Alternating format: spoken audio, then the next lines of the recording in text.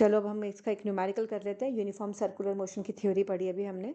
तो क्वेश्चन क्या है हमारे पास, the angular velocity of a particle moving along a circle of radius 50 centimetre.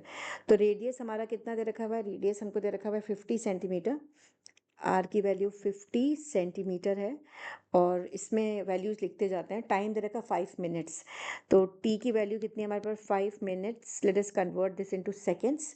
So 5 minute is 5 into 60 seconds, तो कितना हो गया 300 सेकेंड्स, राइट।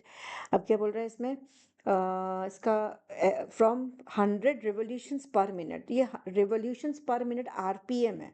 तो हम ये जब नंबर ऑफ ऑसिलेशंस पर मिनट, नंबर ऑफ रिवोल्यूशंस पर सेकेंड क्या होता है, फ्रीक्वेंसी होता है। तो फ्रीक्वेंसी न्यू1 दे रखा है हमको कितना 100 आरपीएम, लेकिन हमारी यूनिट होती है आरपीएस। तो इसको लिख लो 100 डिवाइडेड बाय 60, ये ध्यान रखना है हमको। तो ये हमारा 100 डिवाइड बाय 60 हो गया। न्यू2 कितना हो गया 400 RPM. So this becomes 400 divided by 60 RPS, right. अब हमें क्या निकालना है, पहले पार्ट में एंगुलर एक्सिलरेशन। एंगुलर एक्सिलरेशन का मतलब क्या होता है, अल्फा होता है, ठीक है। तो अल्फा निकालना है हमको। तो फर्स्ट पार्ट हम निकालते हैं, हमें मालूम है एंगुलर एक्सिलरेशन अल्फा होता है, जो हम डिराइव कर चुके हैं D omega by D T, ये होता है ना, D omega by D T. अगर मैं D omega by D T कह रही हूँ, इसका मतलब change in delta, delta we by delta, ये भी लिख सकते हो उसको आप, अल्फा हम ये भी लिख सकते हैं ना, change in value of delta omega by delta T. तो omega 2 minus omega 1 divided by T2 minus T1, ये हो गया हमारे पास। ये इसको ऐसे लिख लो, ठीक है। ये ज़्यादा इजी रहेगा हमको ऐसे इस फॉर्म में लिखने के लिए, क्योंकि ये अल्फा अगर हम ऐसे लिखेंगे तो इंस्टेंटेनियस एक्सिलरेशन आ जाएगी, एंगुलर एक्सिलरेशन आ जाएगा। तो यहाँ से ओमेगा 2 कितना है हमारे पास, अब ओमेगा कैसे निकालते हैं, ओमेगा होता है हमारा 2 पाई न्यू। तो 2 pi nu 2 minus 2 pi nu 1, ठीक है। इसको लिख लेते हैं 2 pi nu 2 minus 2 pi nu 1 divided by T2 minus T1 के लिए एक ही टी दे रखा है, इसको हम ऐसे टी ले लेंगे।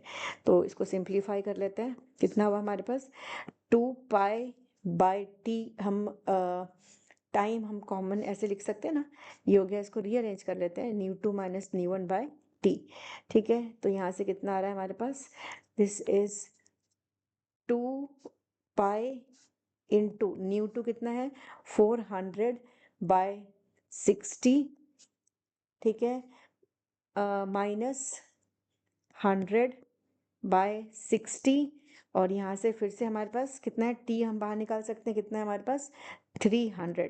तो आप पाई की वैल्यू सब्स्टिट्यूट कर सकते हो यहाँ पर 22/7, या तो मैं पाई के टर्म्स में ही निकाल देती हूँ। तो यहाँ पर हमारे पास कितना आ गया, ये हम यूज़ कर रहे हैं 2 पाई, सिंप्लीफाई कर लेते हैं इसको, 2 पाई बाई 300 इंटू ये कितना 400 माइनस 100 हुआ हमारा 300 डिवाइडेड बाय 60, राइट। तो ये कैंसिल हो गया हमारे पास, कितना है answer pi by 30, right, pi by 30 radian पर सेकेंड स्क्वायर। ये तो हमारा फर्स्ट पार्ट हो गया। सेकेंड पार्ट में हमको क्या निकालना था, लीनियर एक्सेलरेशन। तो लीनियर एक्सेलरेशन जब हम बोल रहे हैं इसका मतलब ए की बात कर रहे हैं। तो लीनियर एक्सेलरेशन होता है हमारे पास, लीनियर एक्सिलरेशन रिलेशन हमने ऑलरेडी डिराइव किया हुआ है, ए इक्वल टू आर एल्फा। तो आर कितना है हमारे पास, आर है 50 सेंटीमीटर। तो मैं यहाँ पर मैं सेंटीमीटर में इसको कन्वर्ट नहीं कर रही हूँ, डायरेक्ट सेंटीमीटर में लिख रही हूँ।